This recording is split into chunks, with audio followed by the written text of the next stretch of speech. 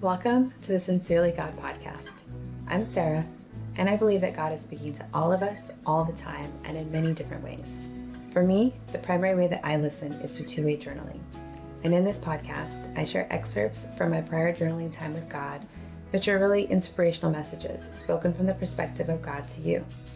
I'll share more about what two-way journaling is and explore other methods that might be helpful for you to listen to God in your own unique way. I'm just an ordinary person who gets to hear from an extraordinary God, and I believe you can too. Thanks for joining me.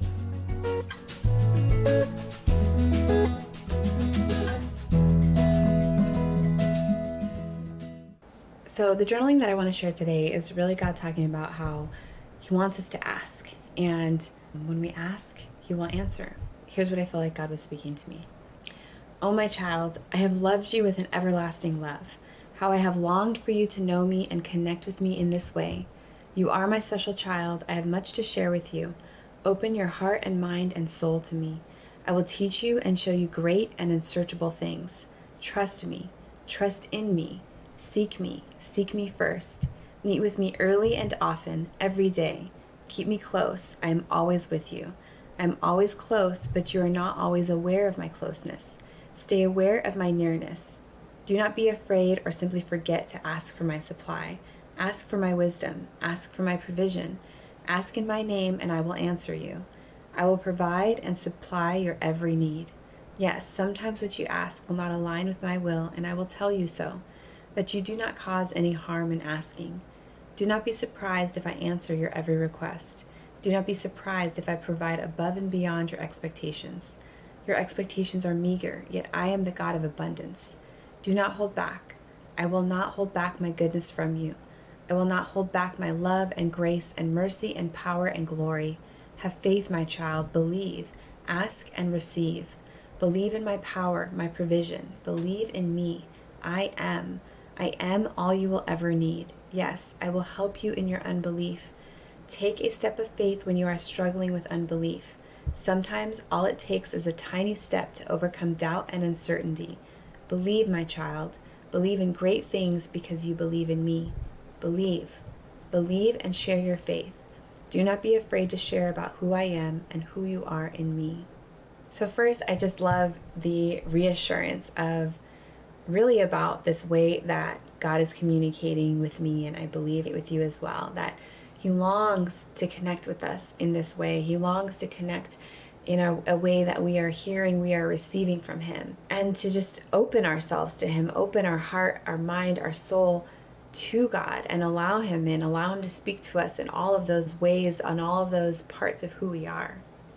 And He is close to us. God is close to us. And so often we're just not aware. It's not that God leaves us or we're alone or going and doing things on our own. God is always near, but often we're not aware of it. And I think for me, I've experienced in my life that sometimes that ability to be aware of God being near is moment to moment, but I think that often we can build up these layers that as we live in this world, as we go through this life, we can have these just kind of layers that build up around our hearts, our minds, our souls, and it becomes harder and harder to be able to just have an awareness of spiritual things, have an awareness of God being near to us, of speaking to us, of communicating in all these different ways. And sometimes it takes a process of really unraveling those layers, and sometimes those can be beliefs, mindsets that perhaps, we've just kind of gathered as we've gone through this world in this life. It can be hurts that as we've experienced difficult things, we can build up kind of, walls in our heart as a protective way, but that also can block us from good things as well.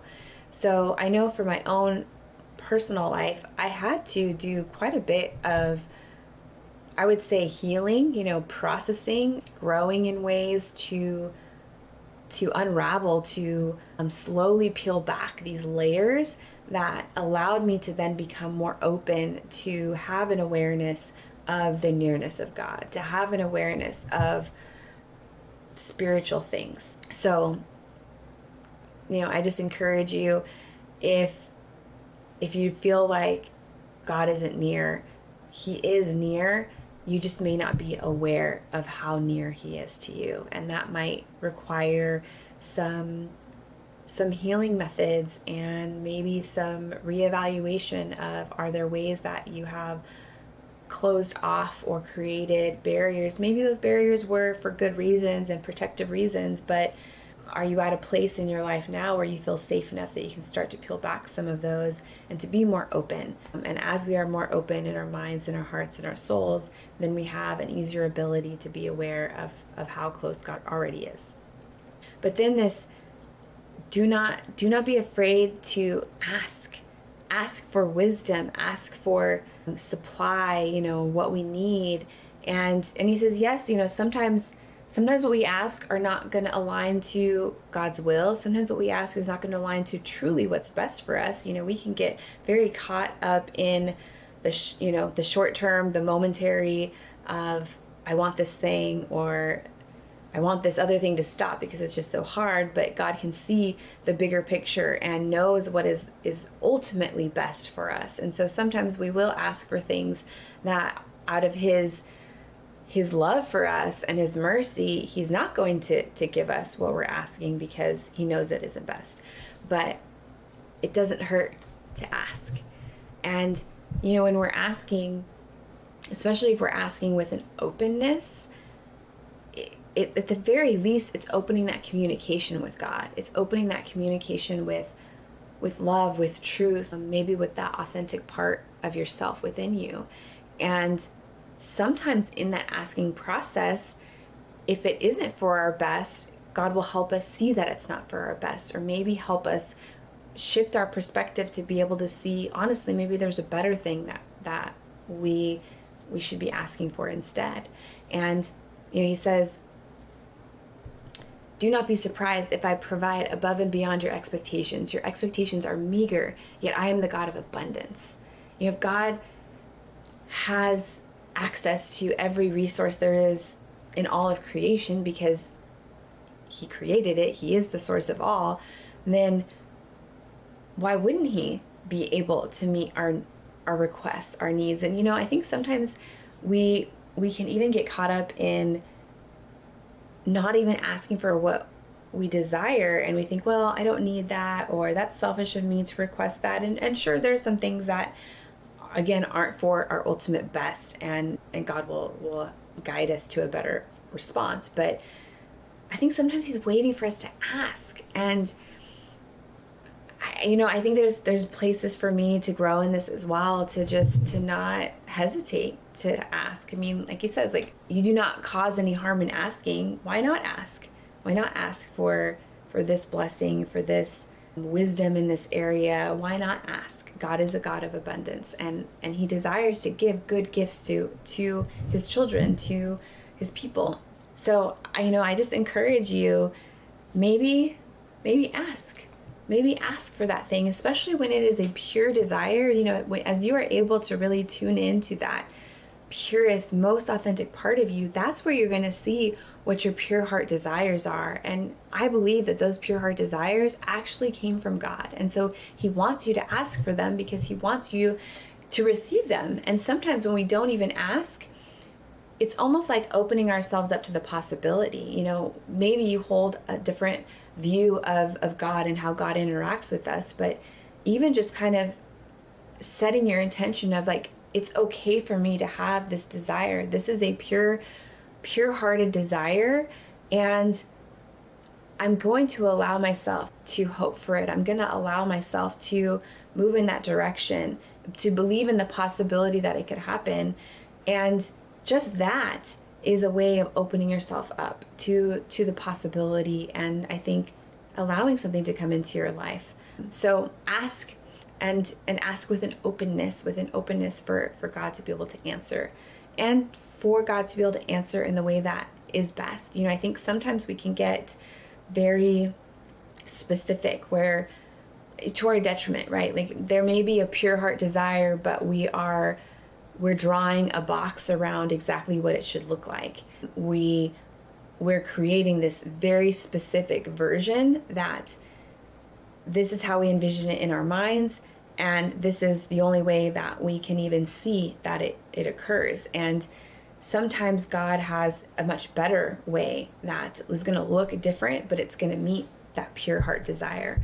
So ask, and also be open, and be open to see, keep your eyes open to see maybe what are new opportunities, what are paths that maybe they didn't match in your mind what that path exactly was going to look like, but it's still going to get you to that ultimate heart desire.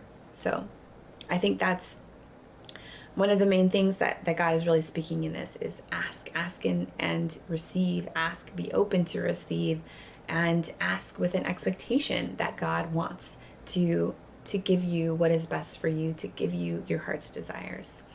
And then this other part of kind of talking about unbelief, I think sometimes we can get hung up to say, at least, within in the context of church or a belief system, that we have to have a certain amount of faith in order for something to happen. And I do personally believe faith is huge, and I'm still trying to understand, honestly, that there's a tension there between,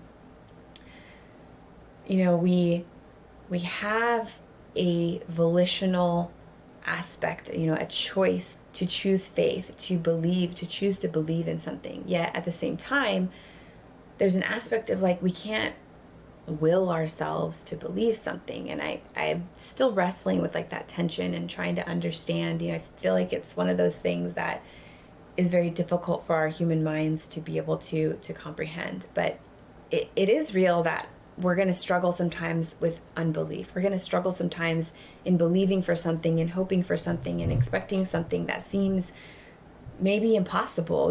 Maybe it's not impossible for every person, but because of your past experience, you feel like in this particular area, it's impossible for you to get what you want, to have success, to have a positive experience.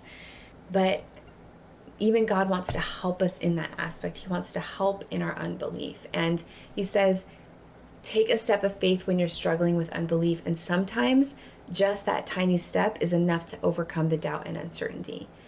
And I'm sure this came from somebody else, but my pastor has used this kind of analogy description of what faith is, that faith isn't just you just dive in and you blindly believe and it just happens, right? But faith is kind of almost a step-by-step testing. And he uses this example of walking out on a limb of a tree, right? The limb is thicker and stronger closer to the trunk.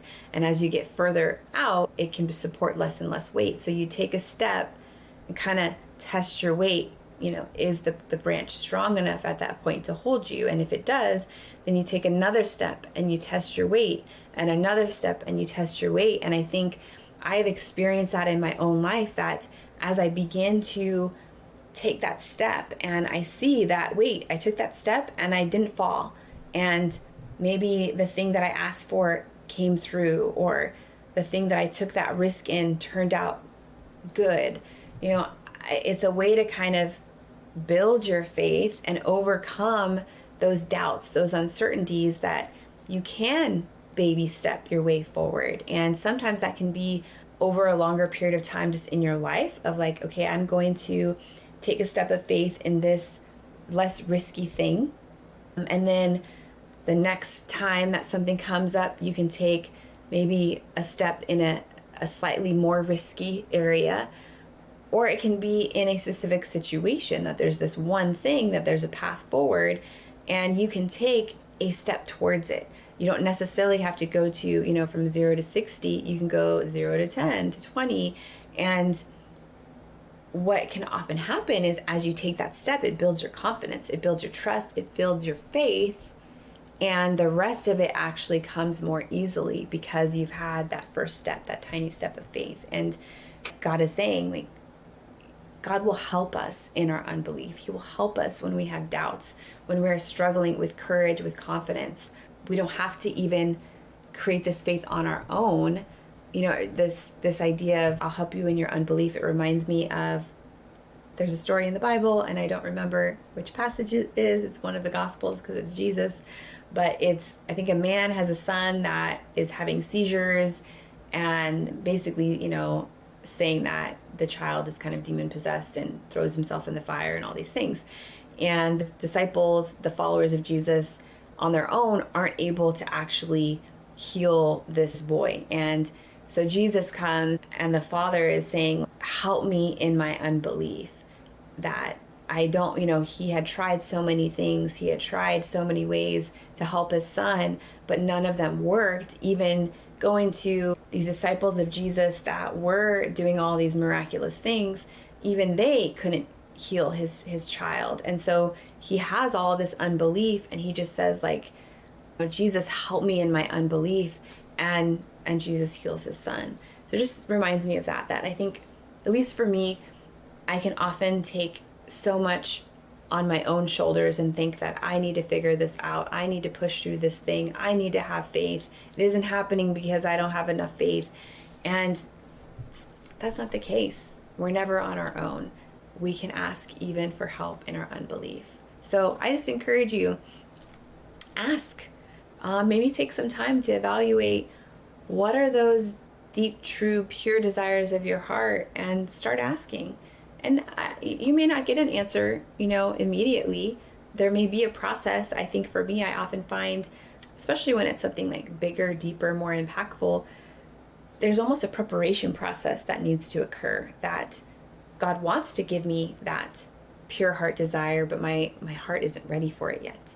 So as I ask, what he's going to answer first is by growing me and preparing me and helping me to get to that place so that I am ready to receive the gift that he's wanted to give me all along.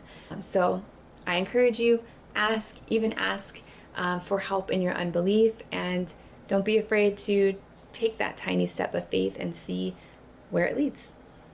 Thanks for tuning in to the Sincerely God podcast. Be sure to like and subscribe and share with your friends. If you'd like more information, you can go to my website, sincerelygodquotes.com. There you'll find links to my social media, as well as an ability to get your own copy of Sincerely God, a collection of quotes, either the book or the prayer journal. Until next time, keep listening to how God is speaking to you. It's all inside you, waiting to